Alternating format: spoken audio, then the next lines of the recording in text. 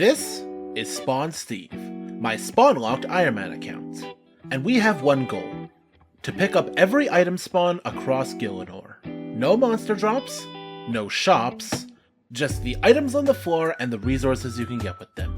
But to reach our goal, we have 5 Grandmaster quests to complete. This is Spawnlocked. Welcome back to the second episode of Spawnlocked. The support on episode 1 has been amazing, thank you so much. But before we get into our regular scheduled me, there are a couple of things I want to clarify that I saw in the comments. Firstly, the goal of the series focuses on the respawnable static spawns across the map. Other non-static spawns, like Marks of Grace for example, are allowed to be picked up, but are not counting towards the goal of the series. That being said, collecting these along the way as a little side quest is definitely something I'll be doing in the future. Also, to the people who refer to my mindless collecting as vacuuming, thank you, I'll be stealing that. But rest assured, the series is going far beyond that. I just felt like vacuuming the starting area was a good way to get a taste of what's to come, as well as getting some early progress on the main goal. And as stated in the last episode, this is part 2 of the recording from episode 1. With that said, let's see how Steve is doing. And right around the corner here is our shears. We're going to need that for when we eventually do sheep shear, but that is not for today. The final Lumbridge pickup are all of these eggs scattered about this pen. So that's 1 egg, 2 eggs, 3, 4, 5, 6, and 7 eggs. And now, it's everyone's favorite time. It's time for some crops. Now, before we start our next crop session, we need to figure out what is the closest bank. Do we go all the way to Lumbridge Castle, or do we detour a little bit ahead to get to the Draenor Bank? Looking at these differences, I think Draenor Bank is the play. And since that is going to be our next stop anyways, it kind of fits. But that's enough niceties. Now, we get to picking. 1 weed picking session later. Thank God I didn't get ruined by the last patch again. Whew, alright. And with that, that is this tiny wheat field completed. Of course, I have this ginormous wheat field that I've been walking past for the last few minutes. Oh, I am not looking forward to that. But the entrance to that is really close to the bank, so hopefully that's not as bad.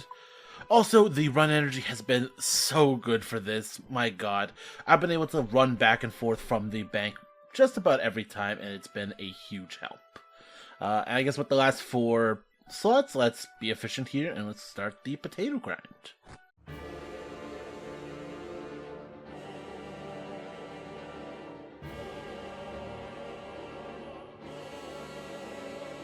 I'm about halfway through the potato grind, and every time I have to walk past this goddamn wheat field, a little part of me dies inside. Oh god. You know, at one point I was feeling a little bad I was taking all of this farmer's hard work. But at this point, fuck the farmers. And with that, that marks the very end of the potato problem. Now, onto the wheat problem. Now again, this one is very close to the bank, so I'm hoping that this is less of an ordeal than the other one would be. And as always, we're just going to go through this row by row, so we do not lose our place. Now, while I start down this grind, instead of the usual montage or whatever I decided to do with this footage, I want to just mention how the wheat in specific, it's just so horrible how abundant this stuff is.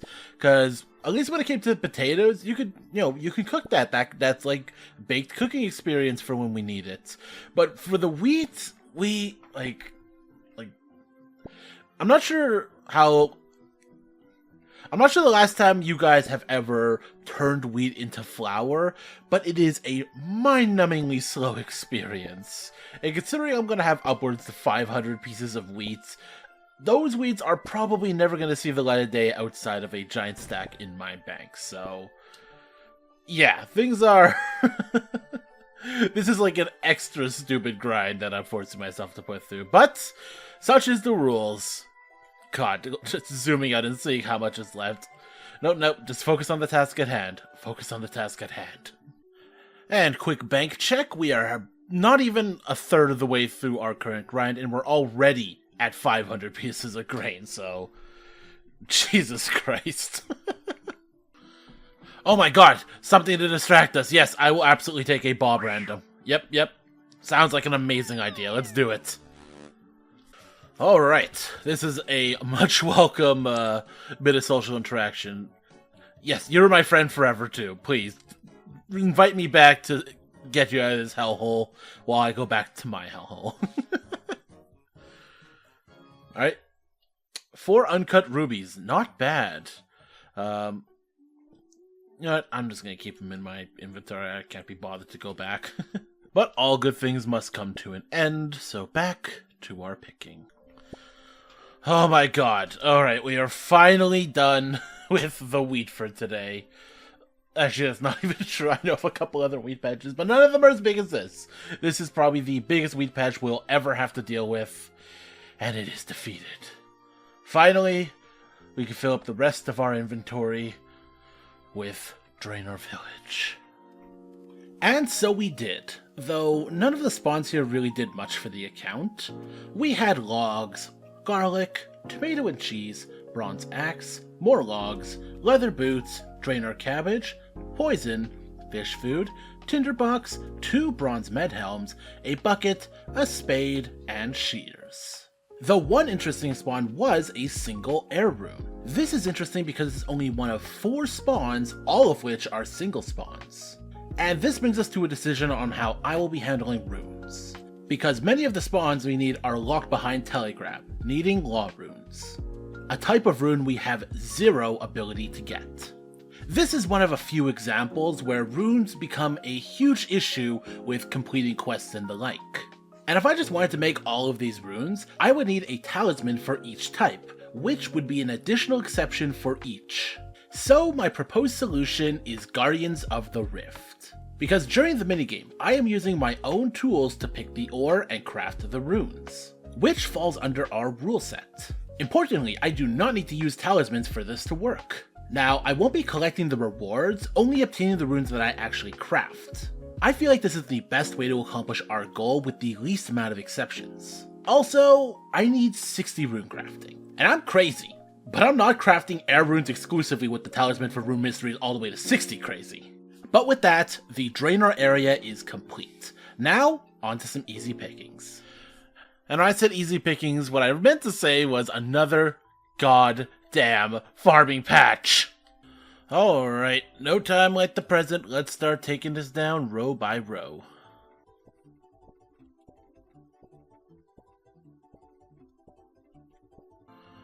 And just barely made it with 3 inventories. Whew, okay, I was really scared I was gonna have to come back for a single cabbage. But that is yet another farming patch defeated.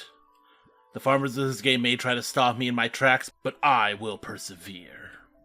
Okay, so as I was doing a little bit of reviewing of my master document, I realized that I had forgotten something. And of course, what did I forget? Another goddamn patch! At least this time it's something different. Onions, this is, onions are way more useful than wheat, so I feel like I'll have more of a use for these when the time comes. So this is gonna be good. This is nice. This is fine. But yeah, mistakes like this may happen, but I will always come back and rectify those mistakes. Look at the fashionscape on that guy. My god. Now, before we go any further, we have a little bit of a concern. Because our next stop is heading over to Port Sarim and subsequently heading over to Karamja to get some stuff in Musa Point. And that's going to take 30 per round trip. And I only have 37, so I think what I'm going to have to do is I'm going to take 30 gold here, and I think I'm just home tellying back, because I just don't have the funds right now. GP isn't really needed a lot for this account, But one place I definitely feel like it's gonna be used is gonna be ferrying, so that's nice. Ah, Sea Shanty 2, my old friend. Perfect song to accompany? Oh, right. Wait, is this item literally The wiki says you can't even telegrab this, but I'm definitely gonna try once I have the shot. So let's put a potential telegrab for the future. But for now, we are just gonna have to pass by this. Upstairs, and we are going to steal this singular bronze bolt, which is an account first.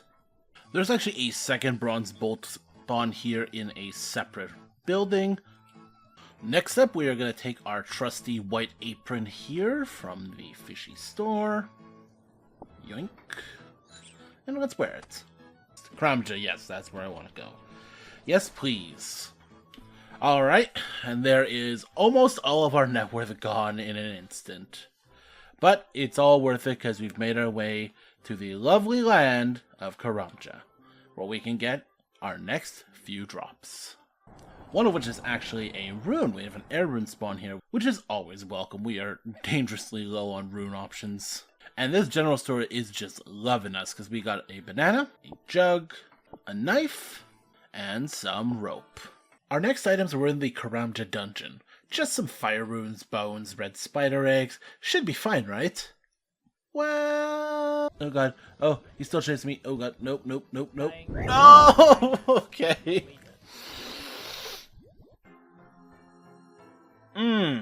And this was a problem, because remember the fact that I used all my gold to get to Karamja?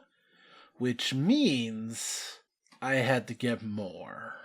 So off to the arena I went to pick up 30 goddamn coins, pay the goddamn charter to get back to the island, where I was promptly humbled by a lesser demon hitting an 8.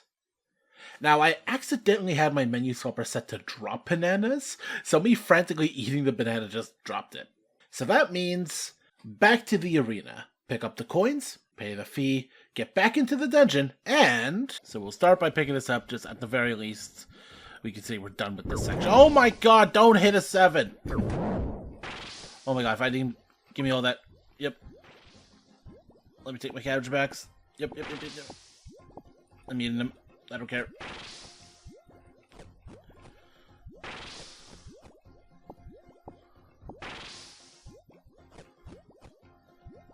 Is that my banana? I can't tell. That's my banana. I didn't eat it. I dropped it. Okay. Eat. Okay. Just run back. Just run back. Just run back. Okay, I think I've made it out. And we just climb the rope and get the heck out of here. Whew. Okay. I got all the drops. And that's when I noticed something. Oh god. Oh god, those are bananas. Oh god, that counts as a goddamn crop. No! Yeah. Just when I thought I was safe. Just when I figured out I knew all the patches that need to be picked from, they go ahead and give me another one. We have to pick 5 from each of these trees. So this is now a completed tree. Now these are actually really good foods. So I would have wanted to keep these if we had access to any kind of bank on this side of the island. Because I'll tell you what I'm not doing. I'm not going to be going back infinite amount of times just to bank these. What I'm going to try to do is I'm going to see if I can do the crate thing and make at least a little bit of my money back. Let's see if that works. Alright, let's fill this crate. How many bananas does this need? I don't even remember. Oh, that's it. Okay. I see. So I need to talk to him to reset the reset the crate. But for 30 coins, this is a really efficient moneymaker. Alright, we found it. New moneymaker achieved. At the time, I really underestimated just how much better this was than picking up coins. Because every single inventory picked equaled 60 coins. Enough for 2 charter travels. So I just kept picking up the bananas. Filling the box, getting 30 coins, over, and over, and over. I even filled my inventory with the last couple of trees and took some home. All in all, an amazing new moneymaker for the early game. And once we got back to the mainland, we had just a couple of Remington spawns to pick up. A spade, a bronze pick, bronze sim, a bronze arrow, and some more logs. And of course, to finish off Remington, to pick some goddamn crops.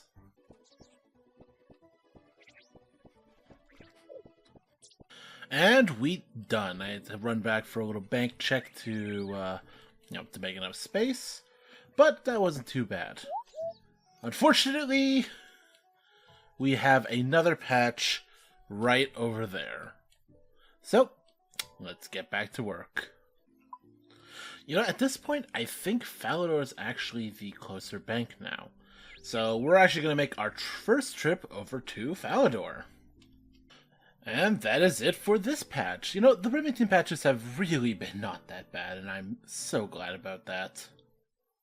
Now, I'm actually back here on the Falador farm, because I think in my excitement to go to Portsmouth and get away from the cabbage field of death, I actually forgot a couple of picks. For starters, that bucket. This bucket. Who's a good dog? Also, is this a bot farm? Why are we just picking up, searching the coop constantly? These guys are like... Yeah, this looks like some kind of weird bot farm. I don't know what the deal is, but I actually do need to grab a couple of eggs here. So yoink, yoink, and you know what? Let's join the crowd. Yoink. And now, before we go into Falador, there's actually one thing I need here over in the ice dungeon. There are actually a couple of coin drops up here. And I don't think these guys are going to hit as hard as some of the other things, but we're just going to go ahead and take coin 1, 2, 3, and hightail it the hell out of here. And we have made it into Falador. So many items for us to grab, but first things first, a quick step to the bank. Step 1, we are going to come over here and grab yet another bronze pickaxe. Thank you. And first step on our list next is the spade in the estate shop. They're actually all really within close proximity to one another, as the next couple are right here in the furnace building. We got a bronze axe here, and a hammer there. And then just across the street, we got some cooked chicken, which is actually our best food to date. If I'm ever super desperate for food, I guess I could come here. And finally, there are just 2 random bronze arrows here in the gem shop. Believe it or not, that is literally all we have to do here in Falador. So far, it's been the most streamlined and most simple of all of our locations so far. Technically, there is a beer somewhere in this city, but I need Telegrab for it. So we'll come back to that again once we have our rune situation figured out. But until then, let's move on. But of course, with every easy task, there is another wheat field. Well, let's get to it. Look at that. A perfect wheat field. No extra trips, just one clean montage. You know what? I'll give it to you, Dork. You get a pass. And all the way up we go for a single bucket drop here in Goblin Village. There we go. And we're out of here. Now, technically, there is a Wine of Zamorak drop right here that I am able to pick up. The only problem is I don't think I'm able to do it with all the monks alive. Or I would need Telegrab to do that at that point, so this is another one we are going to backlog for now. Now we got a couple of pickups here in the Dwarven Mine, first of which I see right over there. And there it is, a pie dish. And actually, we got a bit of a armor upgrade with a bronze chain body. Looking good. Things were going good, but then I happened on something I did not expect. What the heck? Why aren't these here? I discovered 2 coin spawns that were not on the wiki. I have since edited the page to reflect the truth, but I did not expect to have found undocumented spawn drops on this journey. I had always looked at the wiki as this godly resource with all the game's knowledge, but here was something that just wasn't there. I'd spent a lot of time collecting the spawn drops beforehand, so I really didn't expect to have many surprises. And although 2 single coin drops won't do anything for anyone, even me, I wonder what else is out there. I wonder what else we're going to discover in this journey. I'm pretty excited to find out. But with that said, next up we have Edgeville Monastery with, yet again, another branch of cabbage, which honestly is fine. This one is pretty small, all things considered, and we're actually nearing the end of our non-wilderness journey. We literally just have Edgeville after this, and then it's time to get dangerous. So I'm actually extremely excited for that. First things first, we got a pair of leather gloves right there. And finally, we have an iron mace here, which may be our best in slot weapon until we start, mything and crafting our own. But we're not done just yet because we have the entirety of the Edgeville dungeon to complete. And there are quite a bit of drops here. For starters, we have a few bone drops, quite a few honestly. In this room I've literally never been in once before, we have a bunch of coins. There are just bones littered everywhere in this dungeon, it's crazy. 1 bronze arrow. Nah. Okay, a couple of these need telegrams, that's annoying, but that's fine. And then over here we have a brass necklace. Oh god, I'm dying. Oh, no, I didn't grab the necklace. Good. No! Now, you may have realized I'm not exactly good at the game, which is why this is a real big challenge, because I'm essentially trying to do Grandmaster level endgame quests with next to no materials, but that's what makes it fun. There's probably a good argument that doing this at level 3 was not a good idea, but I'm committing. I've already invested so much time, and we're almost done, most importantly. Eat up a couple of bananas. Oh my god, I'm dropping them. Nope, swap left, kick. Okay, we're resetting that. Oh god, please eat, please eat. Grab the press key for the love of god, that is the last thing we need. Well, not exactly, we also have a lot of bones to get, but these should be a bit easier. Alright, and that's all the bones that we can get without telegrab. But now we have our final destination before we get to the wilderness, Barbarian Village. And before we head into the wilderness, a quick bank check. I organized things up a little bit here, but as you can see, we have over 100,000 gold worth of items. Even if we discount the 3 gems we got from random events, that's still only about 5,000, so we're still just over 100,000 here, just on free-to-play items on the ground. But for now, let's gear up and get ready for the Wildy. Oof, here we are. We are going to enter the wilderness for the very first time. And with that, we start our journey through the Wildy. And if I'm being honest, I very much overestimated how bad this would be. Because being only at level 3, there's basically no one who can PK me. And with the food and armor I had with me, the few monster encounters could be brute forced. Most importantly, because there was a pool of rejuvenation in Vyrewatch, I had easy access to recharge my run, right next to a bank. This made collecting the spawns so much easier than I anticipated. And the next couple of hours of gameplay can be summarized as such. I go out and pick up some spawns, then I come back to bank and regen at Vyrewatch. I go back out to pick up some more spawns, come back to bank and regen, rinse and repeat. Now, me being me, I still died. But with death in Vyrewatch, I was able to just reclaim my things and continue without issue. And I would just push past whatever had killed me.